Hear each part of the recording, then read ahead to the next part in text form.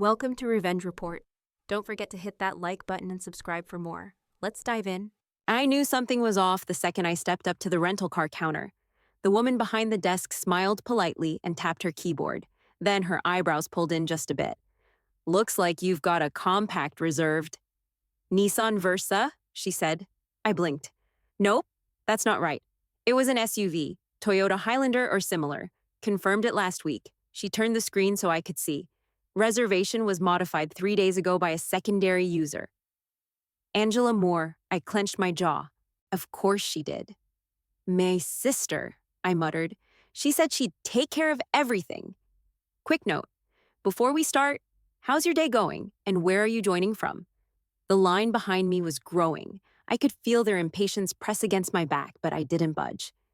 "Is there anything else available? Something bigger?" "Sorry," she said. "We're booked out for Labor Day weekend."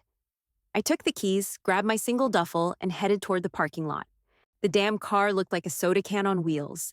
Angela was leaning against a white Jeep Grand Cherokee just 10 spots over, laughing with her boyfriend Kyle, that tall guy with the fake beach hair and wraparound sunglasses, always filming something. She looked up, saw me, and grinned like we were best friends. "There you are," she called. "Did you get the little one?" I stopped cold. "You downgraded my car?" She tilted her head and gave this dismissive little shrug. "Come on, Nat. You don't really need space, do you?" "It's just the two of us," Kyle chuckled. She elbowed him like they were sharing an inside joke. I stood there, still gripping the keys, trying not to let my face show what I felt. Like a damn rookie again, freezing up under pressure. I wanted to say something sharp, wanted to ask her when, exactly, it became funny to mess with my plans, but I just nodded, turned, and walked to my go-kart of a car. That night, we met up at the lodge for dinner. Some overpriced, rustic chic spot she picked. She was already 2 glasses in when I got there, laughing too loud with her friends and tossing her hair like she was the host of some reality show. Then she stood and clinked her glass. "Everyone, this is my sister Natalie, the quiet one who used to climb into burning houses for fun." Laughter, a few raised brows. I forced a smile and waved. My neck burned. Angela sat back down, smug, swirling her wine like it was a spotlight. I picked up the menu with both hands, just to keep from walking out. I didn't say much the rest of that dinner. Just let her hold court while I chewed through a $12 kale salad and pretended I couldn't hear Kyle calling her babe every 5 seconds. But that night, lying in the stiff lodge bed with the AC rattling and a paper-thin comforter bunched at my knees, I couldn't sleep. My mind wouldn't shut up. It was like my memory had teeth again. Angela's always had a way of making me feel like I was the extra, not just in a room, but in life. Growing up in Carson City, I was outside more than I was inside. Dirt on my shins, tree sap in my hair, bruises up and down my legs from whatever game the boys in the neighborhood were into. Angela? She had her hair brushed and a cardigan over her shoulders by the time she was 6. My mom used to say she was born with a hostess smile. People called her charming, endgame, so well-spoken, a real light in the room. They called me strong, quiet, tough, always like it was a warning. I remember when I made varsity volleyball my sophomore year. Angela stood in the kitchen and clapped slow, like it was a joke. "Well, Nat can hit a ball real hard, everybody," she said to no one in particular. "Guess anger is a skill now." She was 12. By the time I got into the firefighter academy, she was already spinning in her own direction. She'd just started some holistic nutrition certification, talking nonstop about gut health and how plastic water bottles were poison. I thought it was a phase. Then I made captain, 27, youngest in my district. The day I got the promotion, she posted this blurry photo of us from our teens, me in sweats, her in a sundress, with the caption, "Guess yelling at people really can get you somewhere. Congrats to my fire-breathing sister." I didn't respond, didn't even like it. But I stared at it for a long time. She built her whole brand on peace and healing. Podcasts, crystals, raw honey shots, sound baths. One minute she was teaching people how to breathe through grief. The next she was mocking my career in a group chat for being so fear-based. Said I'd been swimming in cortisol my whole life. That I was addicted to chaos. That I only knew how to lead by barking orders. I told myself she didn't mean it. That she just didn't understand what I did. That she'd grow out of this condescending phase once she got bored of trying to fix everyone. But she never got bored. She built an empire on it. And I let her. I kept my head down. I did my job. I stacked up rescues, cleared arson scenes, worked 60-hour weeks. I showed up when people were trapped, burned, bleeding. I dragged more bodies than I can count. Not all of them made it out. Some did because I was there. Angela never asked, never cared to. And then came Dad. He passed away in January. Massive stroke. I didn't get a call, not even a damn text. I found out through Janelle, a woman from Dad's poker nights, who messaged me on Facebook asking if I'd be at the service. I thought it was spam at first. Then I called his house. No answer. I called Angela, straight to voicemail. 3 weeks later, she sent a one-line message. Didn't want to interrupt your work. You were always busy. That was it. No funeral details, no ashes, no goodbye. I sat on my couch for a long time that night, staring at that message. Not crying, not mad, just hollow, like someone had kicked a door in and left it wide open. I put my phone down, got up, and threw my turnout boots against the wall. They left a dent. The dent in my wall was still there when I got the text. It was from Rachel, an old friend from the academy who moved down to LA a few years ago. All it said was, "Your sister's famous now, huh?" With a link underneath. I tapped it. It opened to a glossy piece in Modern Women Weekly, or something like that. A big headline stretched across the top. Angela Moore hosts star-studded fundraiser in Beverly Hills. Right there in the photo, Angela smiling like a damn toothpaste ad, wearing a white silk dress and clutching hands with a sitting U.S. senator. There were gold lights behind them, champagne towers, a red carpet. I wasn't mentioned once. Not that I expected it, but I also hadn't even known the event was happening. Later that night, I sat at my kitchen table, scrolling through her Instagram, reheating leftover stir-fry in a plastic container. Every post was curated. She looked dewy and glowing in every shot, standing under fairy lights or speaking into a velvet microphone. "We rise by lifting others," she captioned one. "Women don't compete. We collaborate." I stabbed a piece of broccoli with my fork and kept scrolling. Another photo popped up. Angela with 2 reality TV stars, all matching dresses, hands to their hearts. And just like that, something inside me cracked.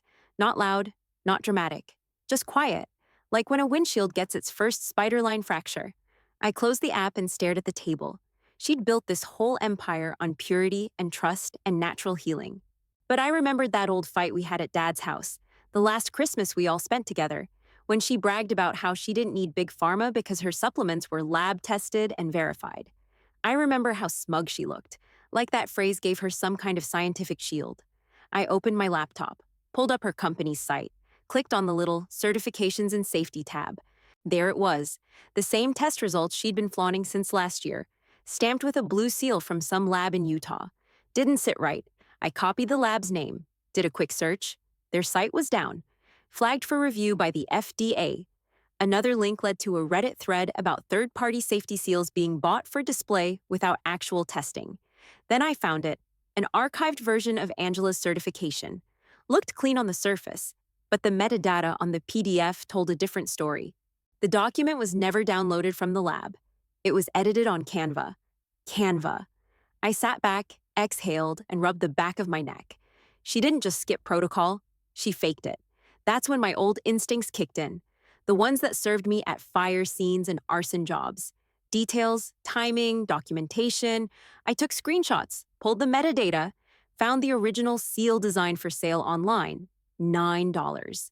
Then I opened a new tab and typed in the contact info for the Nevada Ledger, a small but solid investigative outlet I'd worked with before. I still knew someone there, Robbie. He used to run the crime beat, took my calls even when I didn't have much. I didn't use my name, just uploaded everything through their anonymous tip form. No message, no backstory, just facts. I stared at the confirmation screen for a long second. I didn't feel guilty. I didn't feel brave either. I just shut the laptop and scraped the last of the stir-fry into the trash. Angela wanted a spotlight. Let's see how she likes it when the lights get hot. 2 weeks later, I didn't have to check the news. It came to me. Texts, emails, even a call from a number I didn't recognize. I didn't answer, but the voicemail started with, "Hi, we're reaching out about your sister, Angela Moore." And I deleted it right there. The article was everywhere. Greenwashed and dangerous. A wellness empire with fake safety seals. Headline, centered, bold. The piece went deep, real deep. 3 of her top-selling supplements were recalled within 48 hours. The online store got pulled. She canceled her live podcast tour. Sponsors dropped out. One vitamin powder was flagged for contamination. Nothing fatal, but enough to make people panic. Still, I heard nothing from her. No call, no text. Not a single, "How could you," or even, "Did you see this?" Nothing. Dead silence. She knew, and that was enough. A week after that, I heard the knock. Not a gentle knock. Not a neighbor's knock. This was sharp. 3 times. Fast. The kind you use when you're already pissed off and don't plan to stay long. I opened the door, and there she was. No makeup. No camera. Just Angela standing on my porch like she hadn't been ignoring me for half a year. Eyes bloodshot. Shoulders stiff. That designer tote of hers looped on one wrist like a damn trophy. "You did this," she said, voice low and flat. I didn't say anything. Just stepped back and let her walk in. She stood in the middle of my living room like she didn't know where to put her rage. Turned toward me with that same face she used to make when we were kids, and I beat her at anything. Jaw tight, mouth curled, like the truth tasted bad. "You couldn't stand it," she said. "Me being in the spotlight. You without the uniform are just a sad woman in an old recliner." Still, I didn't say anything. She waited, probably expected a fight, maybe even wanted one. But I just stood there, watching her try to keep her mask on while it slid off in real time. "No wonder you always had to save people," she spat. "Because you didn't know how to live your own life." And with that, she stormed out. Didn't slam the door, just yanked it open and left it wide behind her like she was daring me to follow. I didn't.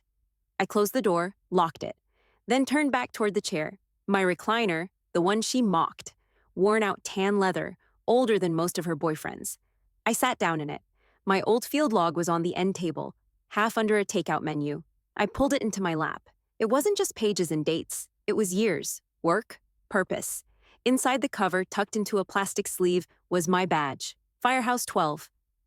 Squad leader, retired, yeah, but earned. Paid for in burns, in sweat, in hours nobody clapped for. I flipped open to 09. There it was. McKinley Street apartment fire, 3rd floor. Male child, 7 years old. Found under bed, still breathing. Carried out through window before roof collapsed. I could still smell the smoke, still feel the boy's weight, the way he clung to my neck like I was the only thing real in the world. I flipped again. 15. Interstate rollover. One adult male, unconscious, pinned in the driver's seat. Cut from wreckage. Spine brace, stabilized, survived. I remembered his name, Marcus. I mattered. Not online, not on paper, out there, in the fire, in the wreck. When time ran out, I showed up, over and over again. Angela never saw it, she never wanted to. But that didn't make it any less real. I leaned back in the recliner and closed the logbook. Didn't cry, didn't smile either. Just let my hand rest on the badge and stayed there a while. I was in the middle of rinsing a mug when her name lit up my phone. "Angela." First time in months. The message was short. "Business trip to Phoenix this weekend. Thought it might be nice if we went together. My treat. Bonding?" No apology. No mention of the last time she stood in my living room and tried to gut me with a sentence. Just a fake olive branch, perfectly timed and sugar-coated. Still, I said yes. I don't know why. Maybe part of me wanted to see what her version of bonding looked like now. Maybe I just wanted to look her in the face and know she couldn't shake me. We met at the airport. She was in a white blazer, oversized sunglasses, glossy ponytail pulled tight like armor. Kyle wasn't with her. She gave me a quick side hug, then handed me a boarding pass. Her smile was too wide, her voice too smooth. "I got you a window seat." I looked at the ticket. 18E middle seat, right over the wing, right next to the bathroom. She must have seen my face shift. "I figured you'd want some peace and quiet," she said, already checking her phone. Then she turned and walked off toward first class, without a backward glance. I stood there a second longer than I needed to. People moved around me. The boarding line snaked forward. Nobody noticed me standing there with a fake smile still hanging in the air. I tucked the pass in my pocket and walked to the gate. By the time I found my seat, the plane was filling up. 18E was as miserable as it sounded. I wedged my bag under the seat in front of me, sat down, and immediately smelled whatever industrial cleaner they'd used in the lavatory behind me. Sharp, chemical, covered nothing. The seat was stiff, the armrests sticky. The man to my right coughed without covering his mouth. The woman on my left kept adjusting her elbow like she owned the entire row. I leaned my head back and stared at the yellowing panel above me. This wasn't about comfort, or booking mix-ups, or logistics. This was a message. You don't belong in front. Angela wanted me boxed in, back with the noise, stuffed between strangers with no room to breathe. She needed me small again, needed to remind me who the star was. But I wasn't her prop anymore. I shifted in my seat, reached into my jacket, and felt the edge of my old badge tucked into the inside pocket. I didn't take it out. I didn't need to. She could sit in first class with her champagne and her curated guilt. I'd sit here, and I'd remember who the hell I was. The engine hum settled into a steady drone, vibrating through the seat back into my spine. We were maybe an hour into the flight. The guy next to me had nodded off with his mouth open. The woman on the aisle was flipping through a yoga magazine like it owed her money. I just sat there, still. Then the plane shifted. Not much, just a tilt, a dip, like we hit a shallow wave in the air, the kind of move that would make most people glance up but not panic. I looked out the window. 2 helicopters, low, tight, matching our altitude, the kind you don't see often unless you've worked with them. U.S. Forest Service birds, wide bodies, long rotors, yellow stripe across the side. My pulse jumped. A few heads turned. Someone near the front called out, "Is that normal?" Then the captain's voice came on, calm, solid, like a man trained not to raise alarm unless the wings were on fire. "Good afternoon, folks. This is your captain speaking. You may have noticed the aircrafts escorting us at this time. I want to take a moment to explain. People went quiet. We are honored to have on board a former first responder, Fire Marshal Natalie Moore. Her 20 years of service saved lives across Nevada and the greater Southwest. Today's escort is a symbolic thank you for her contribution to public safety, especially in wildland fire response." The entire cabin froze. Even the air shifted, like the pressure changed in the room. Then cautious clapping started, from the back, then the middle. A few people stood up slightly in their seats to look around. I didn't move. I sat there in 18E, surrounded by strangers who suddenly knew more about me than Angela ever cared to learn. My throat tightened. My hands stayed on my lap. Then I saw her. She turned from her plush first-class seat. Angela, sunglasses now off, her neck craned around the curtain. She scanned row numbers, then saw me. Our eyes locked. And in that one moment, no camera, no mic, no crowd to charm. She looked like a kid again, not smug, not graceful, just shocked. Real. One of the helicopters dipped its nose slightly toward the window. Not dramatic. Just enough to register. Respect. I felt the lump rise in my throat hard and fast. I swallowed it back. I didn't wave. I didn't nod. I didn't give the cabin a speech or let anyone see tears. I just breathed. Sat still in my middle seat near the bathroom, letting the moment hang around me like smoke after a fire. The clapping faded. People went back to their magazines and earbuds like it never happened, but I could still feel her eyes on me. A few minutes passed, then I heard the soft shuffle of expensive shoes in the aisle. I didn't look up, but I knew it was her. You don't spend your whole life with someone and not know the sound of their approach. The pace, the hesitation, the weight of it. She stopped beside me, then slowly, Angela crouched down next to my seat. Her eyes weren't shiny or made up. Her expression wasn't polished. She didn't do that half smile she used when cameras were around. She just looked at me. "I didn't know," she said, voice low, almost a whisper. "You saved people. You really—" I didn't flinch, didn't soften. "You didn't want to know," I said. Calm, not cruel, just the truth. She opened her mouth, closed it again. Her hand rested on the armrest between us, not touching mine, just hovering there like she didn't know what it was supposed to do. Her voice, when it came back, had none of the fluff. I thought it was all structure fires and shouting orders. I didn't know about the rest of it. I turned toward the window, looked out for a second. Then I spoke. "There was a school fire back in 2012. Lincoln Elementary. Heater shorted in the janitor's closet. Smoke rolled in before the alarms even tripped." She nodded slowly, but I kept talking. "I found a girl under a desk in the science room, 3rd grade, not moving. I thought she was gone." I paused. Checked her pulse anyway. Barely there, Angela's eyes were locked on mine. I pulled her out. Her lungs were full. We got her intubated in the truck. She lived. Angela didn't say anything. No reaction, no performance, just still. "That's who I was," I said. "That's who I still am." She blinked, then looked down. The seatbelt sign dinged overhead, but neither of us moved. She didn't argue, didn't pivot, didn't spin it into a speech about energy or sisterhood or holding space. She just sat there and listened, maybe for the first time in our lives. Angela went back to her seat, never said another word the rest of the flight. We landed. She grabbed her carry-on, disappeared into the crowd, and that was that. But the story didn't stay in the air. Someone had recorded the captain's announcement. It hit social media that night. By morning, a dozen news sites had picked it up. Retired fire marshal honored mid-flight. Real-life hero surprised by in-flight escort. My name, my face, even an old photo from when I got my captain bars, cropped close, helmet tucked under my arm. Reporters emailed, a couple called. One knocked on my door.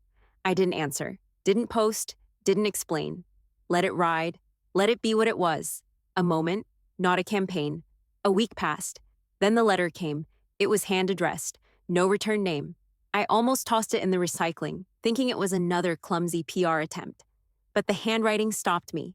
It was careful, real. I opened it at the kitchen table, tea steeping next to me, no makeup, hair still damp from the shower, just me. Inside was one sheet of paper. Dear Natalie, you won't remember me, but I remember you. I'm the mother of the girl you pulled from that apartment fire on McKinley back in 2009. Her name is Ellie. She's 23 now, pre-med. She volunteers at the Children's Hospital on weekends. You didn't just save her, you saved me too. That fire took everything else. The apartment, the cat, my job. But you brought her out breathing. And that changed everything. Thank you. I've waited a long time to say it. I hope you're well. Dana Porter. I stared at the letter for a long time. Not because it broke me. It didn't. It settled me. For years, I chased some kind of closure through work, through silence, through proving myself over and over again. And there it was, typed on plain paper in a quiet envelope from someone who remembered. Not because of headlines, not because of noise, but because of truth. I didn't plan on saying yes. When the email came in from the station, asking if I'd speak at a community training event for high school seniors, I almost closed it without reading. But something about it stuck. Maybe because it wasn't flashy. No fanfare, just a few lines. We're talking to kids about fire careers. Thought of you? So I went. Old gymnasium, scuffed floors, folding chairs lined up like dominoes. No podium, no lights, just a handheld mic and a couple of half-warm coffee carafes on a table. Most of the students looked checked out by the time I started talking. Eyes glazed, fidgeting with their phones. But I kept it short. Real. Told them what it felt like to run into a house while other people ran out. What the smoke smelled like when it curled under your mask. What it meant to trust the person next to you with your life. A few started paying attention after that. When it ended, they clapped. Polite, nothing over the top. Then they filed out in packs, laughing and shoving each other toward the parking lot. Except one girl. She stayed behind, backpack still on. Maybe 17. Ponytail, hoodie with burn marks on the sleeves, like she worked in a garage or didn't care what people thought. She walked up slowly. Is it true? She asked. You pulled 3 people out of a burning house? By yourself? I didn't hesitate. Yeah, I said. I did what I had to. Her face didn't move much, but her eyes got sharper, focused. Why'd you quit? I looked at her, really looked at her, saw something of myself at that age, raw, wired for action, caring a little more than people knew. Because sometimes survival is the job, I said, but knowing when to stop is part of it too. She nodded like she understood, like it landed. Before she left, she turned back at the door. People like you make girls like me want to try. I didn't say anything, just nodded. That was enough. Later that night, after the dishwasher finished humming and the house was quiet again, I sat down to check emails. Spam, bills, junk. Then one subject line stood out. I owe you more than one apology. Angela, I almost deleted it. Instead, I clicked. She didn't write a novel, didn't try to fix everything in a paragraph. Just said what she needed to, said she finally understood how much space I took up. Not physically, but in the world. Said she needed me to be invisible so she could feel important. Said she was sorry. Said she hoped it wasn't too late to mean that. I didn't reply, but I didn't delete it either. It had been a few months since the email, since the flight, since any of it. No updates from Angela, No passive-aggressive quotes on Instagram, no just checking in texts, nothing. For once, the silence felt clean. That weekend, I went to the alumni event at Station 12. Same brick building, same cracked sidewalk out front. The bay doors were open, rigs shining in the sun like they never stopped running. And inside, everything smelled like it always had. Diesel, coffee, sweat, soap. I kept my badge in my pocket, not to flash it, just to have it with me. The younger guys were mostly new faces, but they nodded when they saw me. A few whispered. One came over. He looked maybe 24. Fresh, straight-backed, eyes still bright. "Was it really you in 18E?" he asked. I nodded. He grinned. Hell of a seat for a hero. I didn't let that hang too long. "Doesn't matter where you sit," I said. "Only who you are when it counts." He didn't push for more, just nodded and walked off, the way you do when you recognize something bigger than you but don't know how to name it. I stayed for a bit, shook a few hands, swapped a couple stories. Then I drove home slow, windows cracked, radio off. No calls from Angela, no drama waiting in my inbox. Just the hum of tires and the wind through the trees lining my street.